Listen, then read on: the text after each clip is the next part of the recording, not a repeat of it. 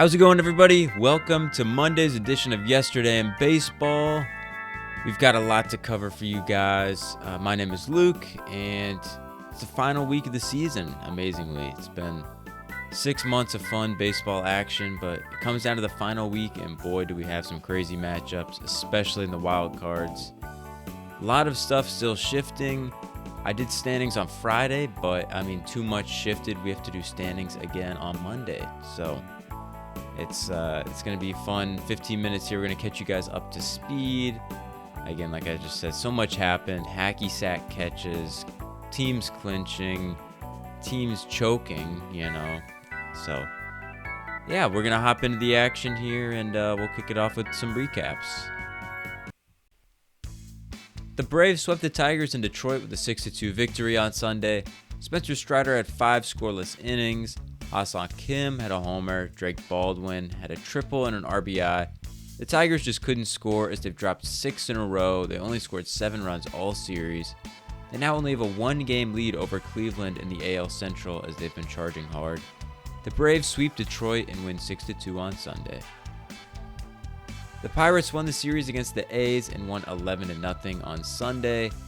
On Saturday, the Pirates shut out the A's. Rookie starter Bubba Chandler went 5 scoreless. He's been really good. Sunday, the Pirates offense lit it up, though. Somewhat uncommon for them this season. Joey Bart went 4-for-4 with a homer and 3 RBI. Jared Triolo went 4-for-5 with a homer and 3 RBI. Lots of fun for those guys. The Pirates get their 44th home win of the season, which is significant because that's the most they've had since 2018. And, maybe they've got some momentum going into next year. If they can replicate that on the road, you're looking at a above 500 ball club, which has been a long time coming for them. So we'll see. Maybe they add a bat or two to supplement that amazing rotation. But anyways, I'm getting ahead of myself here. Pirates win 11-0 on Sunday. And the Yankees win 3-4 against Baltimore. They got the win 7-1 on Sunday. The Yankees have still yet to clinch. It was a wacky one on Sunday. The teams were tied until the 10th inning. Then Ben Rice hit a go-ahead grand slam at the top of the 10th. That was the difference in this game. Rice had an amazing game. 4-for-5, a grandy, double, 5 RBIs, not 5 homers. New York keeps pushing to clinch, though. They get the win 7-1. Now we travel to Cincinnati, who had a great series as they swept the Chicago Cubs and won 1-0 on Sunday, and they now sit in a wild card position. Andrew Abbott went 4.2 innings, no runs, and Nick Martinez went 2.1, scoreless in relief. Gavin Lux RBI double in the 3rd inning put the Reds up, and that was all the difference it took. The Reds beat the Cubs 1-0, get the sweep. They had a great series, and now they're tied with the Mets for that last wild card spot. And speaking of the Mets, Washington took a series against the Mets in New York and won Sunday 3-2. It was nothing but chaos in this series. The Mets won handedly on Friday, but then on Saturday, Dalen Lyle of the Washington Nationals hit a go-ahead inside the park home run in the 11th inning, and that was the difference in that game. That's as chaotic as it gets, but I love it. And then Sunday, it was Jacob Young's defensive masterclass to get the win. He made a leaping on the warning track hacky sack type catch. As he leapt, the ball fell out of his glove. He kicked it back up off of his foot into his glove and made an incredible catch.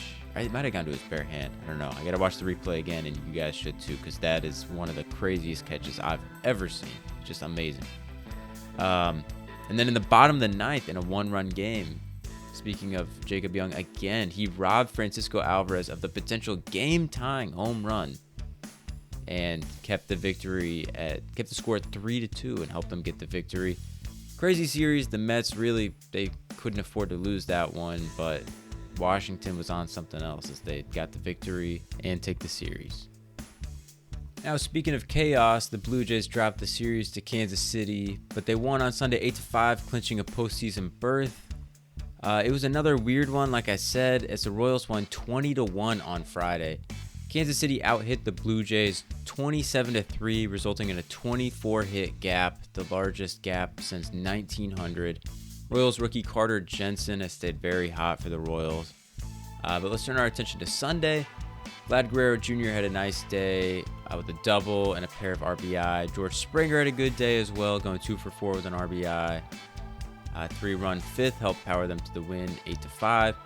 The Blue Jays are looking to win their first postseason game in 9 years, and they're the first team to clinch a postseason spot in the AL, so they're looking good this year. They're set up right, so that'll be fun to watch.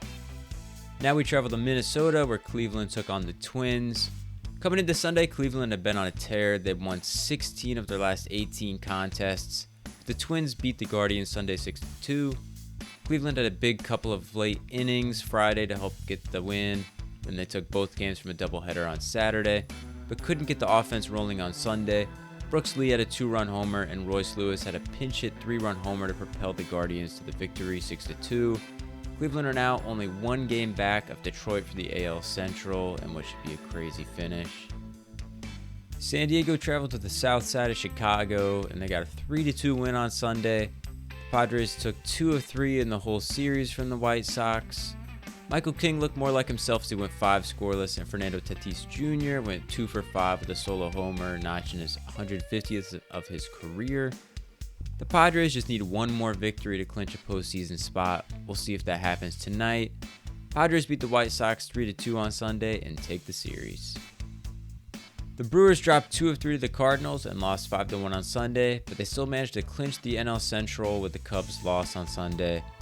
The Cardinals pitching got the job done, and something of note in this one, Nolan Arenado was pulled to a standing ovation in what's looking to be his last home game with the Cardinals. He's had a Hall of Fame career, but he's struggled the past couple years, especially offensively. I'm guessing that it's mutually going to be beneficial for him to change the scenery and see if that can help him get back to his old ways. If it is in fact his last Cardinals game, he'll have won more postseason games as a member of the Rockies than the Cardinals, which is kind of a surprising thing to me.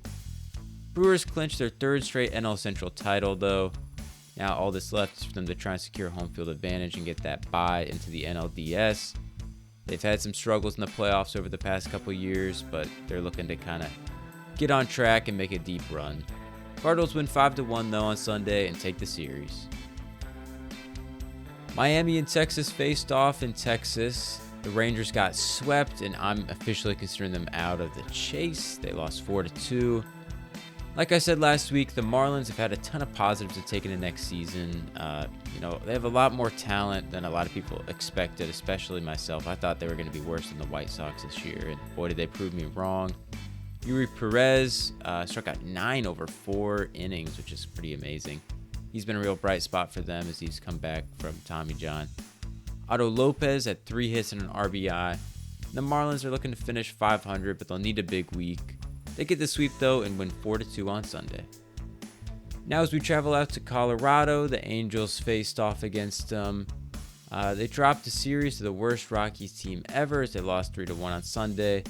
Despite a disappointing season, Mike Trout has hit his 400th career homer, and it was a cool story. The fan who caught the ball just asked Trout to play some catch with him, so I thought that was pretty neat. On Sunday, though, Kyle Freeland went 6 innings, only giving up 1, striking out 7. Blaine Crim for the Rocks had a homer and 2 RBI as well. Rockies win 3-1. Both of these teams, they really need to commit to a rebuild. It felt a little bit like the Purgatory Bowl. Neither team has gone for it or rebuilt, and it's just kind of resulted in some pretty just poor baseball. So for these fan bases, I hope that somebody makes some moves this offseason. The Dodgers took 2 of 3, and they're really slowing the momentum of the Giants. They lost 3-1 on Sunday, though. Ohtani's been a home run machine earlier in the series. The story of Sunday, though, was the Giants pitching. They called up rookie Trevor McDonald to make his first career start in the bigs. He was amazing, going 6 innings, only giving up 1 run. Patrick Bailey had a big RBI double, and Willie Adames had a go-ahead walk. It's a long shot for the Giants at this point, but they're not fully out of hope. They get the win 3-1 on Sunday. Arizona did what they needed to do, and that's to get themselves in a good position and survive the Phillies, and they did just that, taking 2 out of 3, and they won 9-2 on Sunday.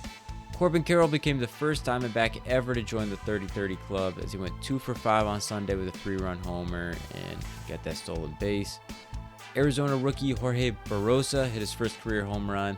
And the D-backs put themselves only one game out of the last wildcard spot with a great series over a tough team and win 9-2 on Sunday.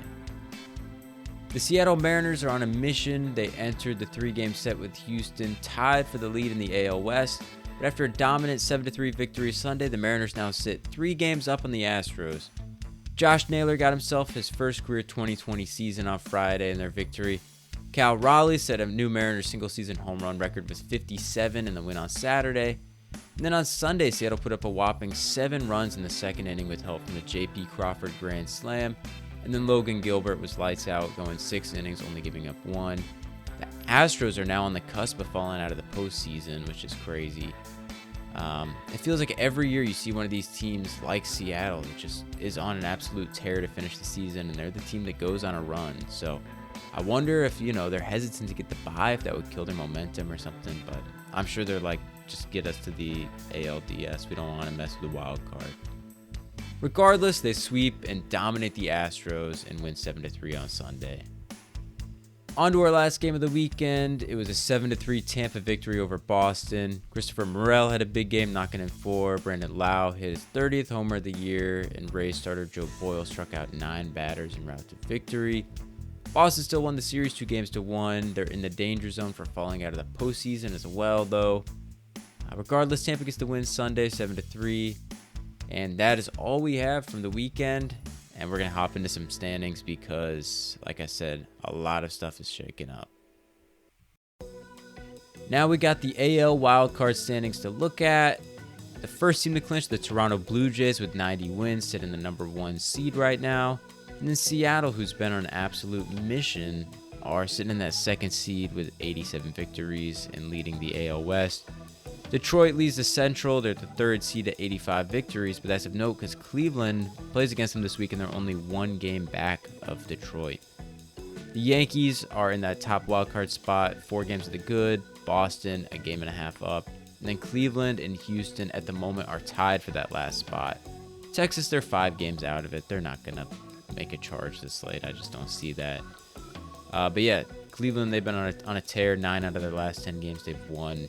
Houston might fall out of it, so we'll see. It's going to come down to Cleveland and Houston, likely, maybe Boston. So Cleveland, they are now in a playoff position. Now, as we turn our attention to the National League, we have the Milwaukee Brewers, who are at that number 1 seed with 95 victories. Number 2 seed, the Philadelphia Phillies. They've got 92.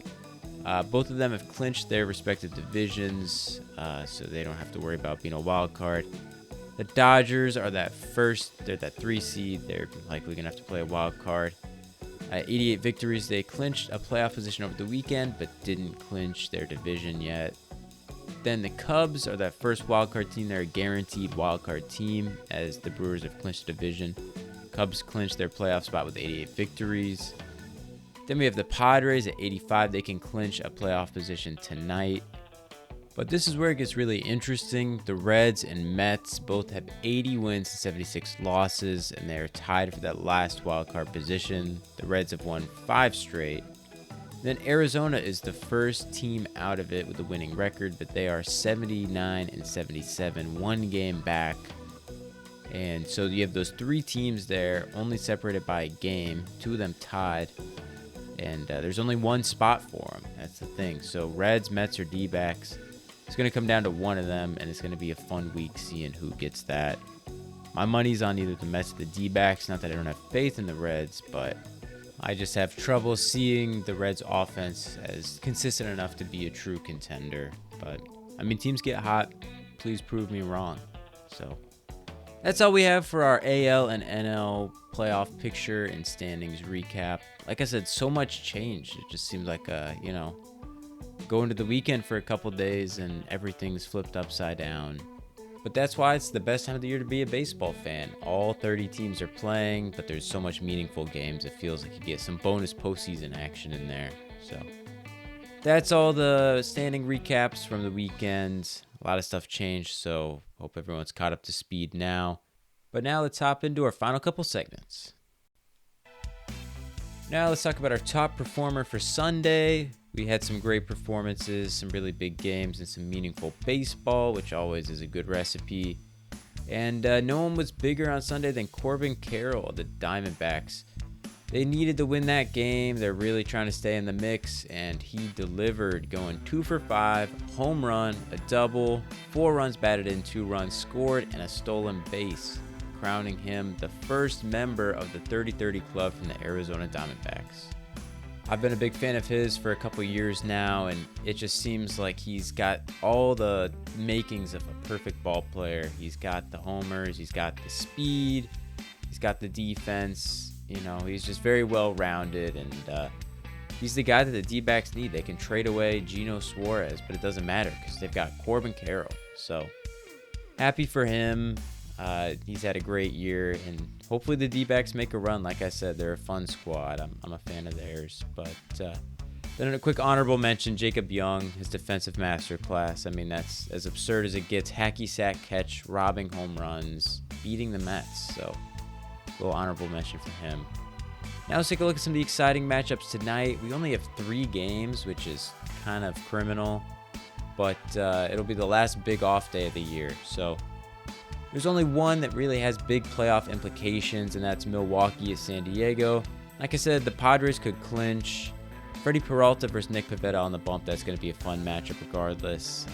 But yeah, maybe look out. Milwaukee might be benching a couple guys or something with division being clinched now, but they still got to push for that home field advantage. So we'll see. It might not be an easy victory for the Padres. And first pitch for that should be at 9:40 Eastern, 6:40 Pacific. That's it for today's show. I felt like I could have talked for an hour with all the action that's happened. It's just been super fun seeing everything and following it as the season's wrapping up. The playoff pictures are starting to take shape, which is fun. We got that just in a couple weeks away. So follow along this last week here. We'll be back tomorrow with another show recapping. We'll only have 3 games to recap, so we'll have a couple fun news segments thrown in there to keep it interesting for you guys. So thank you all again for listening. Hope you have a great rest of your day, and hope to see you again tomorrow. Thank you. Take care.